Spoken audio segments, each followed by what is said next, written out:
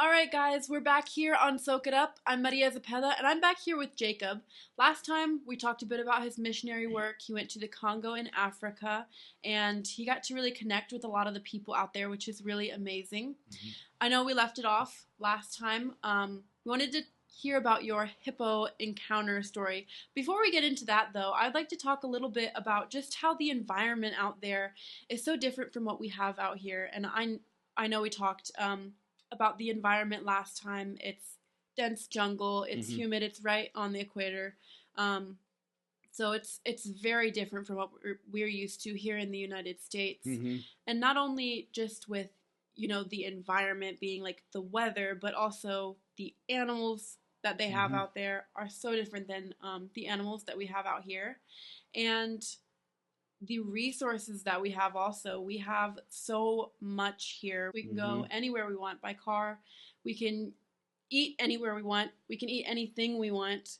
So I did want to talk to you a little bit about, how it was getting food out there and how different that was or is from out here in America. Yeah. That was a lot. There's a lot of questions. I could probably go on and Let's, talk for the whole 20 minutes on what yeah. you just said. So, let's start with. uh, I'll go back to the food, but I want to start Okay. with, you know, the climate. We know it's hot over there. It's Yes. muggy.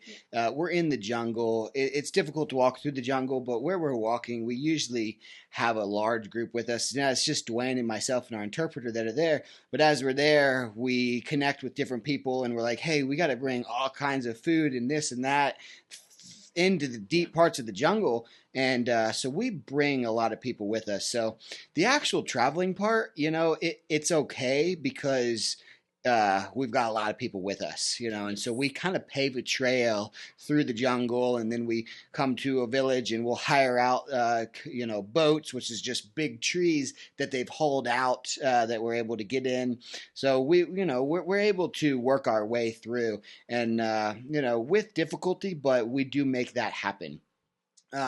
What I really want to talk about, but from what you were saying, Yeah. was the culture, shift and the culture change.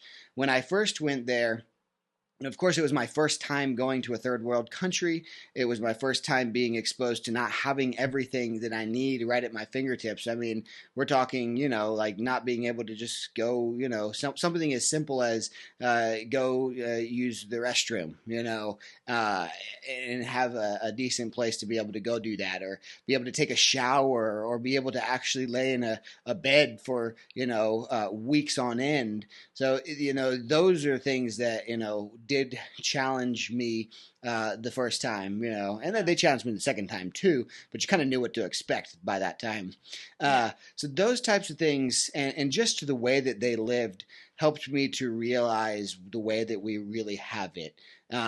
So that was quite difficult with that heat. You'd be exhausted through the day, just the sun and the humidity and the heat, and then you'd get to the night and you'd be like looking for some kind of reprieve, but there wasn't any. You'd get into your tent and it was 100 degrees. So we tried to use Yeah. hammocks that would get a breeze, but it just there was most nights there was no reprieve from it, so you just sweat yourself to sleep all night. So the climate was very difficult, but culturally, it was a big shock. So when I came back, it was.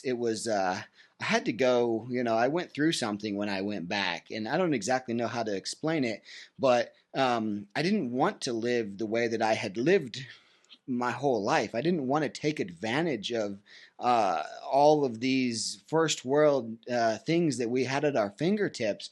So I came back and my wife was just so patient with me, but she noticed that I wasn't really okay.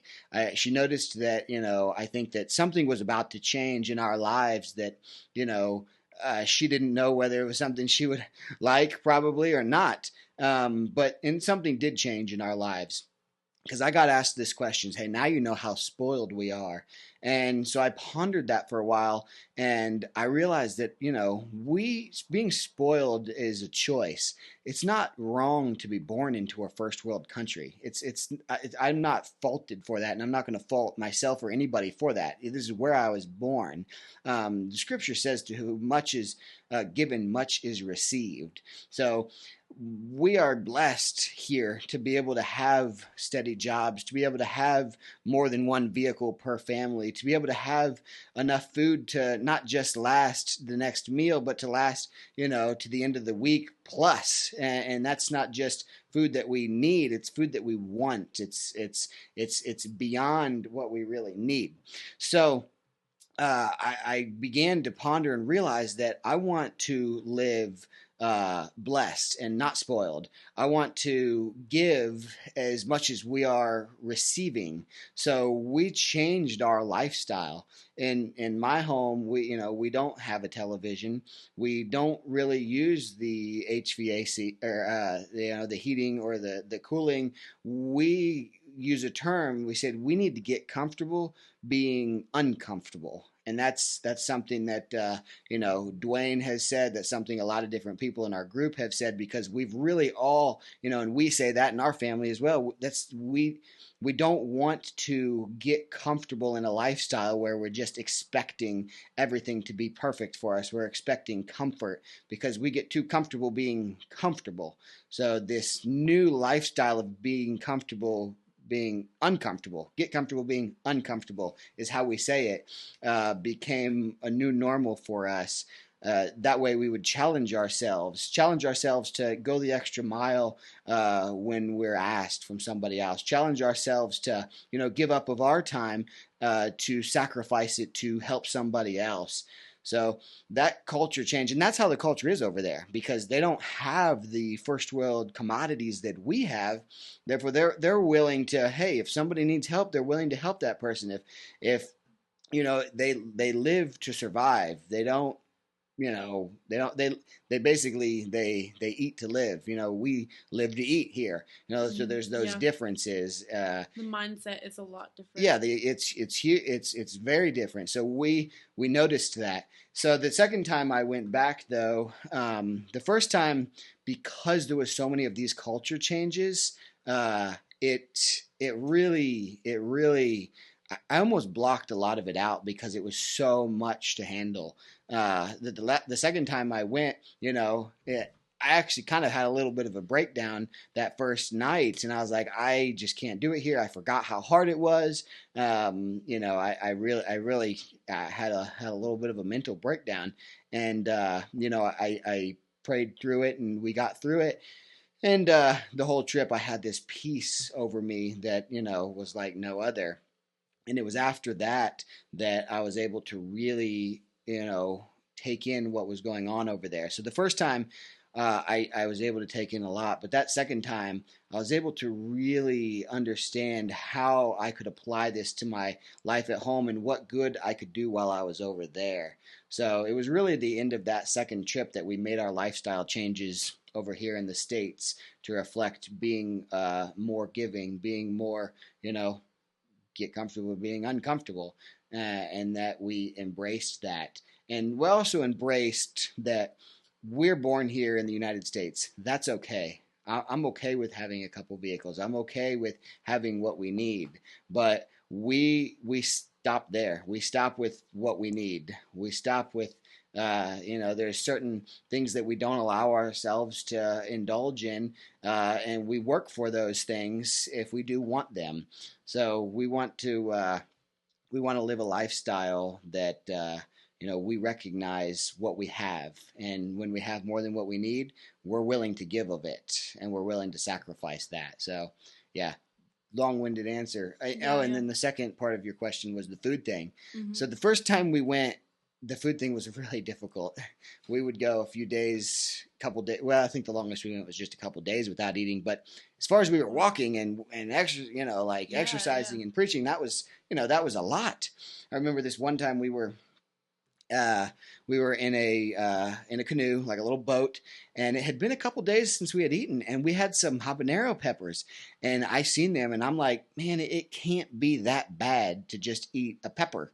Like, I'm just gonna do it. Oh I'm that no. hungry. It'll be fine. I'll drink water afterwards, and we prayed. We had been prayed for some food, and believe it or not, I didn't actually have to eat the peppers. Somebody came up to us with, believe it or not, it's going to sound weird, then gave us donuts.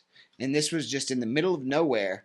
To this day, I believe it was an angel that came and gave us donuts. Now, don't be misconstrued with our American donuts. There wasn't really any sugar in these. They were dough balls, little, Okay. pieces of bread. But they Yeah. called them donuts, and they were amazing. They were delicious. So God literally gave us manna from heaven when we needed food, and that's kind of how the first trip went. We would depend on villages for food. We ate Yeah. grubs. We ate a lot of eel and fish because you got the river right there. Monkey. We ate porcupine. That's actually really good. Wow. So Okay. we ate a lot of exotic things while we were there. Uh, but fish, rice, and roots and leaves being our main diet. Leaves and roots was those two things. Kind of. What was your like out of all that stuff? What was your favorite? How was it like adjusting to that? The funny thing is, I ate less portion wise. I mean, I would Yeah. only eat twice a day. I might have a banana in between. Because they got bananas everywhere. Uh, but I was never hungry. I had plenty of energy. Wow. Zero processed foods, zero sugars, unless we found cane sugar, which only happened one time.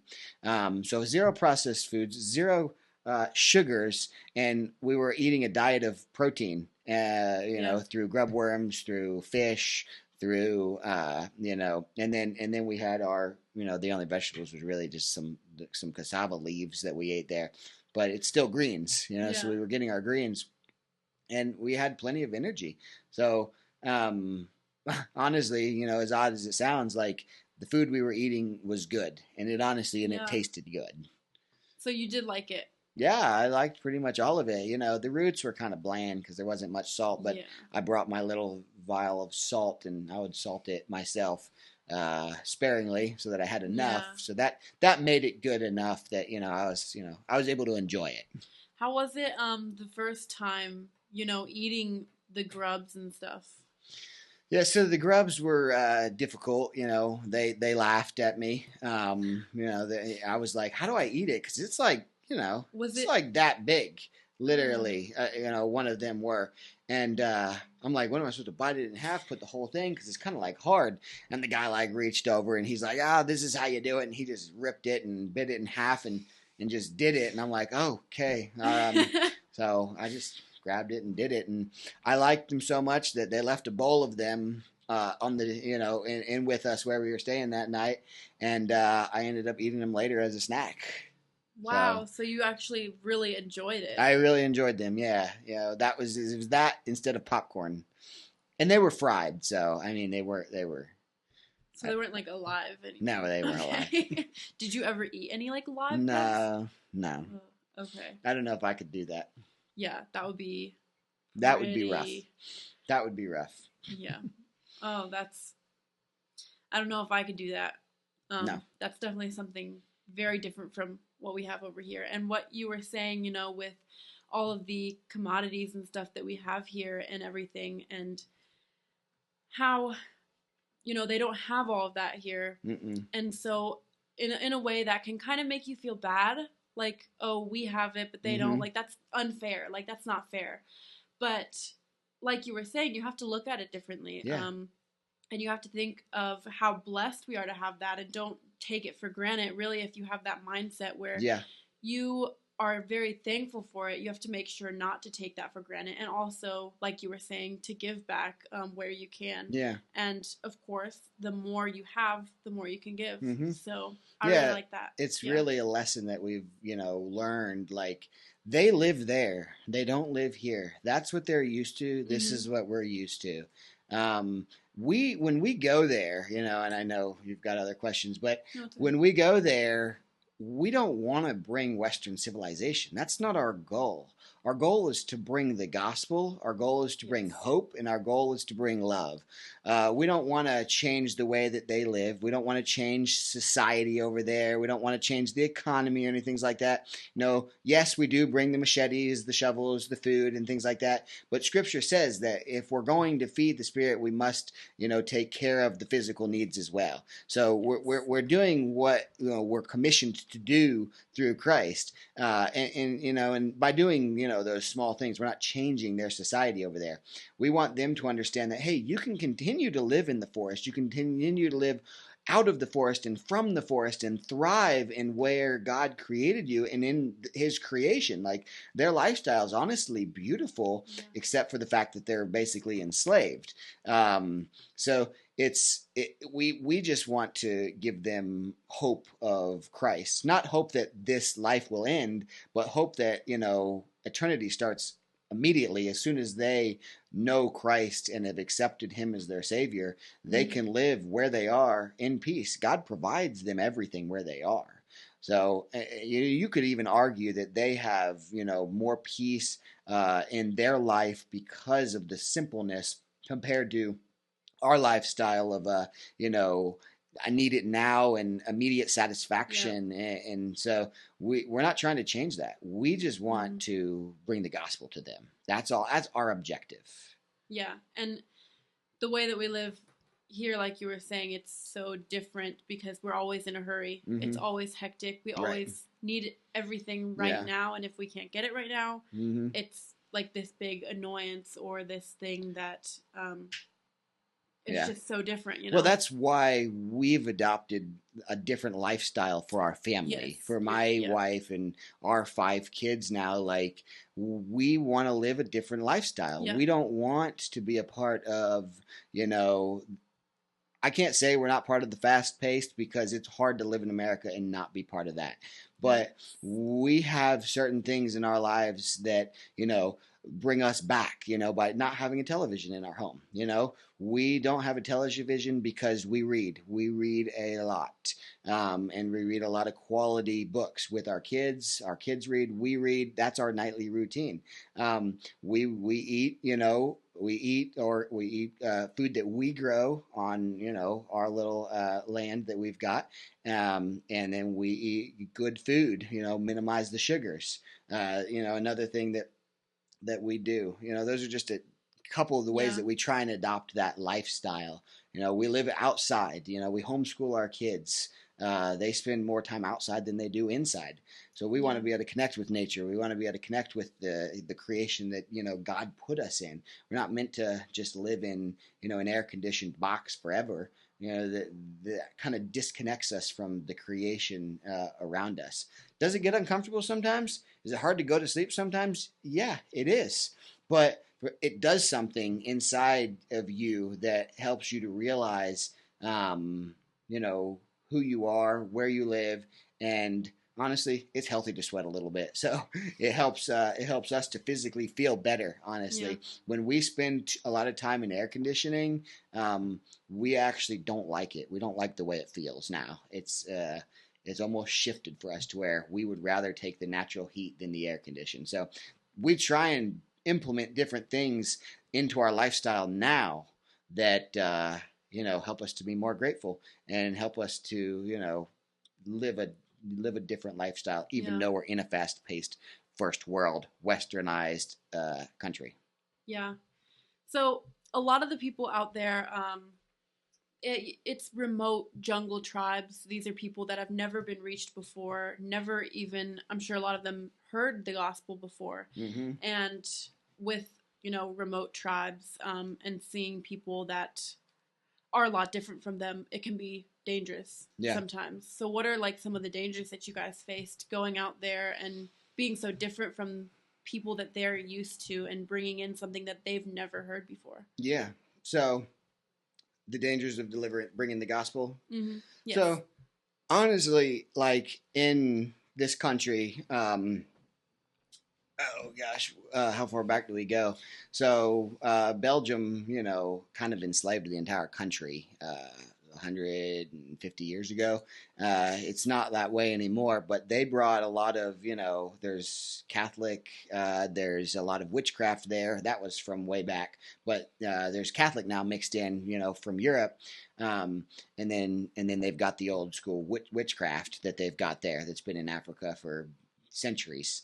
Um, Most of the places where we go, we're actually accepted. This Yeah. isn't like a place where we're not allowed to bring the gospel, where we're not allowed to talk about, Christ, and we have to do it in secret. We're allowed to be pretty open. We talk with the officials.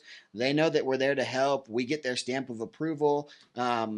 Really, the biggest thing we have to contend with there are the extreme poverty.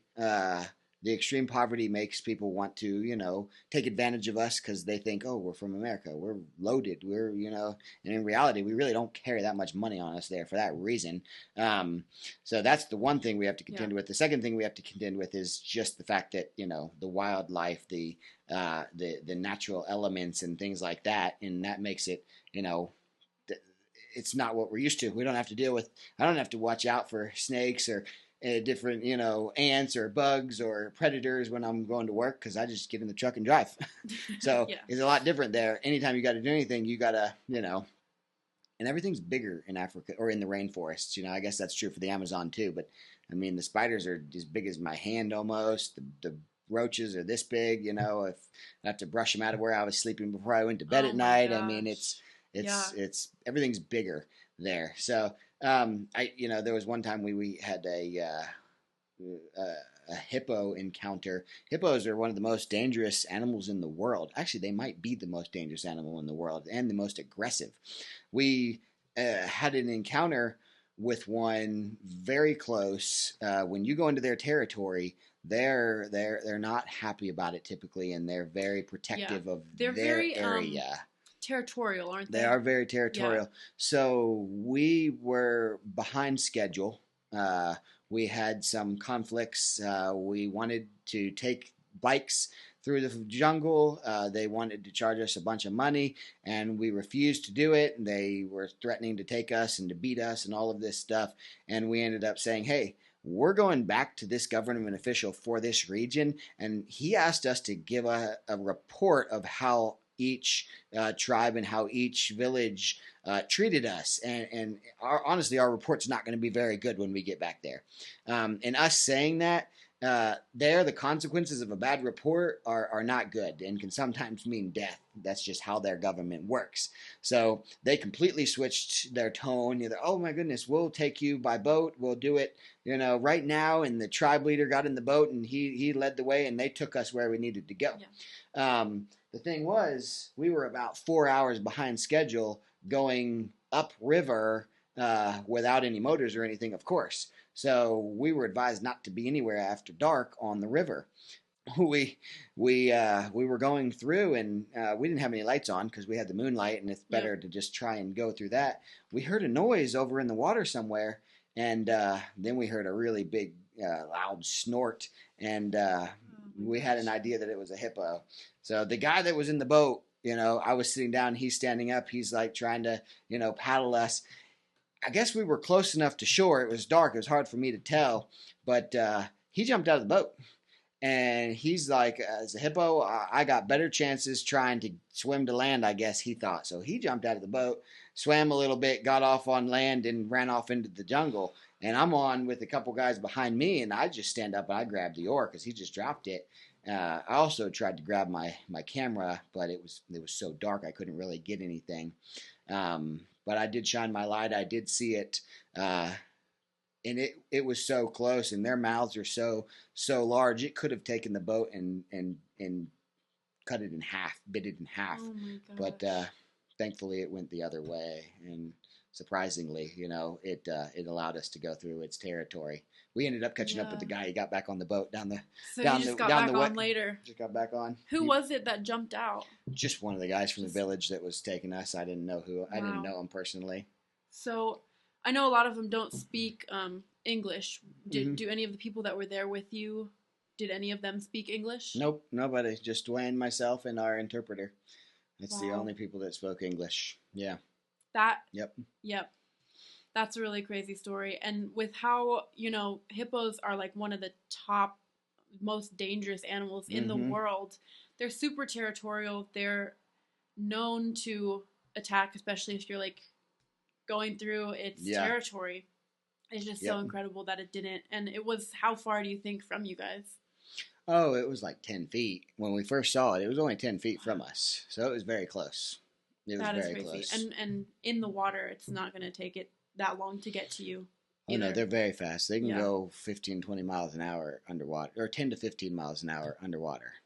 They're fast. Wow. Well, we're You don't very stand a glad that you chance. made it back here to tell your story and Mm-hmm. to, share the gospel with more people, which I know you still strive to do that, Mm-hmm. even here in the United States or just wherever. So we're really happy that you made it back. Yeah. And I think we're about out on time, so I'm really glad we got to fit that story into there because Yeah. that's a very exciting, thrilling story, knowing that you Yes. made it. So Yes, that was the closest we had ever Yeah. come. There's a lot of other stories that we have. oh From yeah, one mom asked us to take her kid back with us. Just to get a better life. Of course we can't do that. We were able to minister to some people in the jail that were. We heard the first night. That we were by that jail. We could hear screaming and. We knew that there was beatings and rapings going on that night. We got into the jail. We're able to minister to the people there. The inmates got, saved. The guards actually kind of converted. And wow. the next night they asked for a Bible so that they could read to the inmates. And then we heard singing.